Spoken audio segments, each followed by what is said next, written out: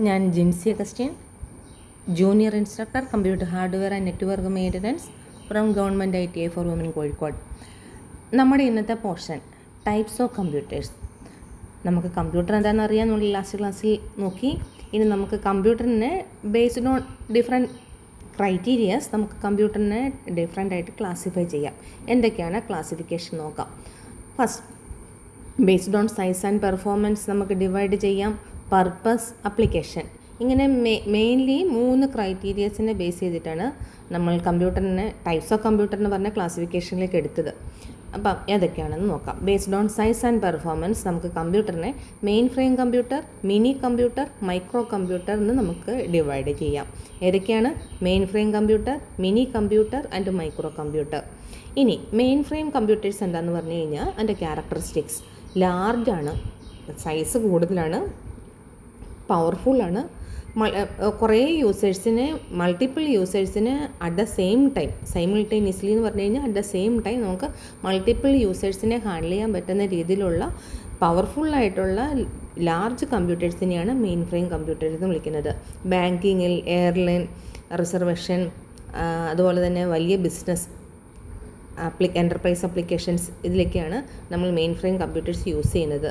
Main frame കമ്പ്യൂട്ടേഴ്സിന് example എന്ന് പറഞ്ഞു കഴിഞ്ഞാൽ IBM Z series, Unisys, clear path, ഇതൊക്കെയാണ് IBMൻ്റെ Z സീരീസ് സിസ്റ്റംസും അതുപോലെ തന്നെ യൂണിസിസ്, ക്ലിയർ പാത്ത് സിസ്റ്റംസാണ് നമ്മൾ മെയിൻ ഫ്രെയിം കമ്പ്യൂട്ടേഴ്സിന് എക്സാമ്പിളായിട്ട് പറയുന്നത്. ഇനി മിനി കമ്പ്യൂട്ടർ. മിനി എന്ന് പറഞ്ഞു കഴിഞ്ഞാൽ നമുക്ക് ചെറുത്, മിനി എന്നുള്ള വേർഡ് നിങ്ങൾ കേട്ടിട്ടുണ്ട്. അപ്പം അതായത് മിനി എന്ന് പറഞ്ഞു കഴിഞ്ഞിട്ടുണ്ടെന്നുണ്ടെങ്കിൽ നമ്മളിപ്പം മെയിൻ ഫ്രെയിം കമ്പ്യൂട്ടേഴ്സിനെ പറ്റി പറഞ്ഞു കഴിഞ്ഞപ്പോഴത്തേക്കും പറഞ്ഞു ലാർജ് ഇൻ സൈസ് എന്ന് പറഞ്ഞു. മിനി കമ്പ്യൂട്ടർ എന്ന് പറഞ്ഞു കഴിഞ്ഞാൽ മെയിൻ ഫ്രെയിം കമ്പ്യൂട്ടേഴ്സിനെ കമ്പയർ ചെയ്യുന്ന നോക്കുന്ന സമയത്ത് അതിൻ്റെ സൈസ് കുറവാണ്. ഇപ്പം പെർഫോമൻസ് അതുപോലെ തന്നെ മെയിൻ ഫ്രെയിം കമ്പ്യൂട്ടറിനെ കഴിഞ്ഞും കുറച്ചും കൂടെ കുറഞ്ഞ പെർഫോമൻസാണ് ആര് തരുന്നത്? മിനി കമ്പ്യൂട്ടേഴ്സ് നമുക്ക് കിട്ടുന്നത്. അപ്പോൾ സ്മോൾ ആൻഡ് മീഡിയം ബിസിനസ്സിന് വേണ്ടിയാണ് മിനി കമ്പ്യൂട്ടേഴ്സ് യൂസ് ചെയ്തിരുന്നത്. അപ്പം മാനുഫാക്ചറിങ്, കൺട്രോൾ, റിസർച്ച് ലാബ്സ്, ചെറിയ സെർവർ, അങ്ങനെ ചെറിയ ചെറിയ ആപ്ലിക്കേഷൻസിനൊക്കെയാണ് മിനി കമ്പ്യൂട്ടർ യൂസ് ചെയ്തുകൊണ്ടിരുന്നത്. PDP-8 VAX systems, VAX VAX systems, ഇതൊക്കെയാണ് മിനി കമ്പ്യൂട്ടേഴ്സിന് എക്സാമ്പിളായിട്ട് വരുന്നത്. Next, micro computer. മൈക്രോ കമ്പ്യൂട്ടറിന് വേറൊരു പേര് കൂടിയുണ്ട്. എന്താണത്? Personal computers. അതായത് നമ്മൾ നോർമലി ഇപ്പോൾ സാധാരണ ഇവിടെ ലാബിലൊക്കെ യൂസ് ചെയ്യുന്ന കമ്പ്യൂട്ടറൊക്കെ ഏത് കാറ്റഗറി പെട്ടതാണ്? മൈക്രോ കമ്പ്യൂട്ടർ എന്ന് പറഞ്ഞ കാറ്റഗറി പെട്ടതാണ്. അതിൻ്റെ ക്യാരക്ടറിസ്റ്റിക്സ് എന്ന് പറഞ്ഞു കഴിഞ്ഞിട്ടുണ്ടെങ്കിൽ സൈസ് ചെറുതാണ്, പ്രൈസ് വെച്ച് നോക്കണമെന്നുണ്ടെങ്കിൽ അഫോർഡബിൾ ആണ്, ഒരു സാധാരണ ഒരാൾക്ക് ഒരു ഇൻഡിവിജ്വൽ യൂസിനൊക്കെ പറ്റിയ കമ്പ്യൂട്ടേഴ്സാണ് മൈക്രോ കമ്പ്യൂട്ടർ. പേഴ്സണൽ കമ്പ്യൂട്ടർ എന്ന് പറയുന്നത് മൈക്രോ കമ്പ്യൂട്ടറാണ്. അപ്പം അതിന് സബ് കാറ്റഗറീസ് ആയിട്ട് മൈക്രോ കമ്പ്യൂട്ടർ നമ്മൾ പറഞ്ഞു, നമ്മളിപ്പോൾ സാധാരണ യൂസ് ചെയ്യുന്ന കമ്പ്യൂട്ടേഴ്സിനെയാണ് മൈക്രോ കമ്പ്യൂട്ടർ എന്ന് പറഞ്ഞിരിക്കുന്ന കാറ്റഗറിയിൽ വരുന്നതെന്ന് പറഞ്ഞു. അപ്പം അതിൻ്റെ സബ് കാറ്റഗറീസ് നോക്കുകയാണെന്നുണ്ടെങ്കിൽ desktop computer, laptop computer, tablet. Desktop computer എന്താണെന്ന് പറയാം, ഡെസ്കിൻ്റെ ടോപ്പിൽ വെക്കാൻ പറ്റുന്ന കമ്പ്യൂട്ടർ. അങ്ങനെ ഒരു ക്ലാസിഫിക്കേഷൻ വരാൻ കാര്യം എന്താ? നമ്മൾ നേരത്തെ പറഞ്ഞപ്പോൾ തന്നെ പറഞ്ഞു, ബാക്കിയുള്ള കമ്പ്യൂട്ടേഴ്സ് പഴയ ജനറേഷനിലുള്ള കമ്പ്യൂട്ടർ ആയാലും ശരി, മെയിൻ ഫ്രെയിം കമ്പ്യൂട്ടർ ആയാലും ശരി, നമുക്ക് we cannot place it on desk tops. അപ്പം ഡെസ്കിൻ്റെ ടോപ്പിൽ എടുത്തു വെക്കുക എന്നുള്ളൊരു, അങ്ങനെ എടുക്കാൻ പറ്റുന്ന ഒരു ചെറിയ സൈസിലുള്ളൊരു കമ്പ്യൂട്ടർ എന്ന് പറഞ്ഞ ടേമിലാണ് ഡെസ്ക്ടോപ്പ് കമ്പ്യൂട്ടർ വരുന്നത്. ഇനി ലാപ്ടോപ്സും നോട്ട്ബുക്സും. പിന്നെയുള്ളത് ടാബ്ലറ്റ് നിങ്ങൾക്കൊക്കെ പരിചയമുണ്ട്. ഇനി എന്തൊക്കെയാണ്? എഡ്യൂക്കേഷൻ പർപ്പസിന്, ഓഫീസ് പർപ്പസിന്, ജനറൽ പർപ്പസ് കമ്പ്യൂട്ടിങ്ങിനൊക്കെയാണ് നമ്മൾ എന്ത് യൂസ് ചെയ്തുകൊണ്ടിരുന്നത്? മൈക്രോ കമ്പ്യൂട്ടർ നമുക്ക് യൂസ് ചെയ്തുകൊണ്ടിരുന്നതെന്നല്ല, യൂസ് ചെയ്യുന്നത്.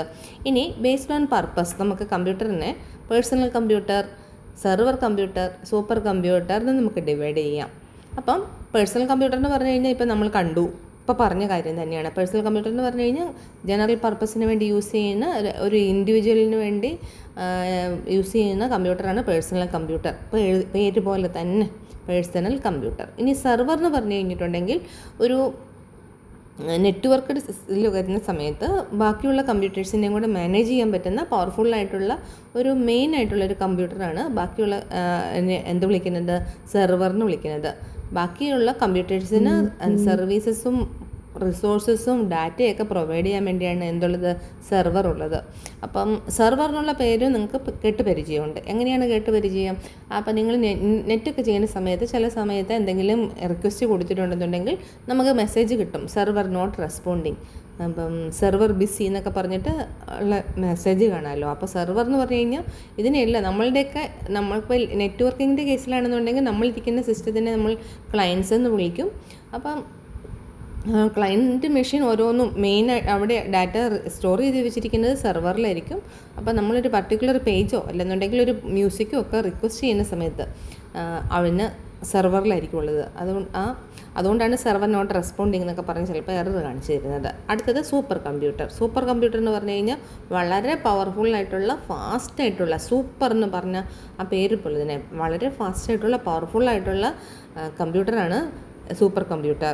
അതിന് ഒരുപാട് കാൽക്കുലേഷൻസിന് പെർ സെക്കൻഡിൽ തന്നെ ഒരുപാട് കാൽക്കുലേഷൻസ് പെർഫോം ചെയ്യാൻ പറ്റും.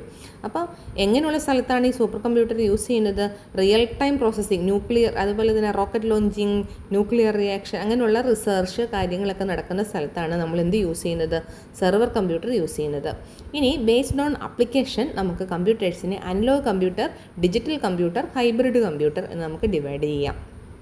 ഒന്നുകൂടെ പറയാം, അനലോഗ്, ഡിജിറ്റൽ, ഹൈബ്രിഡ്. അനലോഗ് എന്ന് പറഞ്ഞു കഴിഞ്ഞിട്ടുണ്ടെന്നുണ്ടെങ്കിൽ, വേർഡ് അനലോഗ് എന്ന് പറഞ്ഞു കഴിഞ്ഞിട്ടുണ്ടെന്നുണ്ടെങ്കിൽ ചേഞ്ച് ചെയ്തിരിക്കുന്ന വാല്യൂസിനെയാണ് നമ്മൾ അനലോഗ് എന്ന് പറഞ്ഞിരിക്കുന്ന വേർഡും കൊണ്ട് മീൻ ചെയ്യുന്നത്. ചേഞ്ചിങ് വിത്ത് ടൈമിനനുസരിച്ചിട്ട് ചേഞ്ച് ആകുന്ന വാല്യൂസാണ് അനലോഗ് എന്ന് വിളിക്കുന്നത്. അപ്പോൾ എന്തൊക്കെയാണത്? Voltage, current. അപ്പോൾ നമ്മളുടെ കാറിൻ്റെ വണ്ടിയുടെയൊക്കെ സ്പീഡോമീറ്റർ ഉണ്ടല്ലോ, അതൊക്കെ ടൈമിനനുസരിച്ചിട്ട് നമുക്കിങ്ങനെ മാറി മാറി നിൽക്കുകയാണല്ലോ ചെയ്യുന്നത്. അപ്പം അത്തരത്തിലുള്ള ഡാറ്റേനെ ഹാൻഡിൽ ചെയ്യുന്ന രീതിയിലുള്ള കമ്പ്യൂട്ടറാണ് അനലോഗ് കമ്പ്യൂട്ടർ. ഡിജിറ്റൽ കമ്പ്യൂട്ടർ എന്ന് പറഞ്ഞു കഴിഞ്ഞാൽ ഡിജിറ്റ്സ്, സീറോസ് ആൻഡ് വൺസ്. നമ്മളിപ്പോൾ യൂസ് ചെയ്യുന്ന കമ്പ്യൂട്ടറൊക്കെ ഡിജിറ്റൽ കമ്പ്യൂട്ടറാണ്. നമ്മളെന്ന് പറഞ്ഞു കഴിഞ്ഞാൽ കോമൺ ജനറൽ പർപ്പസിന് വേണ്ടി യൂസ് ചെയ്യുന്ന കമ്പ്യൂട്ടറൊക്കെ ഡിജിറ്റൽ കമ്പ്യൂട്ടറാണ്. അതിന് ഡിജിറ്റൽ എന്ന് വിളിക്കാം. ഡിജിറ്റ്സ് എന്ന് കേട്ടിട്ടുണ്ടല്ലോ. ബൈനറി, സീറോസ് ആൻഡ് വൺസിനെ ബേസ് ചെയ്തിട്ട് വർക്ക് ചെയ്യുന്ന ഡിസ്ക്രീറ്റ് ആയിട്ട് വാല്യൂസിനെ ഹാൻഡിൽ ചെയ്യുന്ന കമ്പ്യൂട്ടറിനെയാണ് ഡിജിറ്റൽ കമ്പ്യൂട്ടർ എന്ന് വിളിക്കുന്നത്. Hybrid computer. ഹൈബ്രിഡ് എന്ന് പറഞ്ഞു കഴിഞ്ഞിട്ടുണ്ടെന്നുണ്ടെങ്കിൽ കോമ്പിനേഷൻ ഓഫ്, നമ്മളിപ്പോൾ രണ്ട് കാര്യം എന്തെങ്കിലും പറഞ്ഞു കഴിഞ്ഞിട്ട് ഹൈബ്രിഡ് എന്നുള്ള ടേം യൂസ് ചെയ്യുന്നത് കോമ്പിനേഷൻ ഓഫ് 2 or more ആണ് ഹൈബ്രിഡ് എന്ന് വരുന്നത്. ഇപ്പം നമ്മളിപ്പോൾ ഹൈബ്രിഡ് കമ്പ്യൂട്ടർ, നമ്മൾ കമ്പ്യൂട്ടറിനെ പറ്റി പറഞ്ഞ സമയത്ത് അനലോഗ് എന്ന് ഡിജിറ്റലിന് പറഞ്ഞു. അപ്പോൾ ഹൈബ്രിഡ് കമ്പ്യൂട്ടർ എന്ന് പറഞ്ഞ ടേം അവിടെ വരും.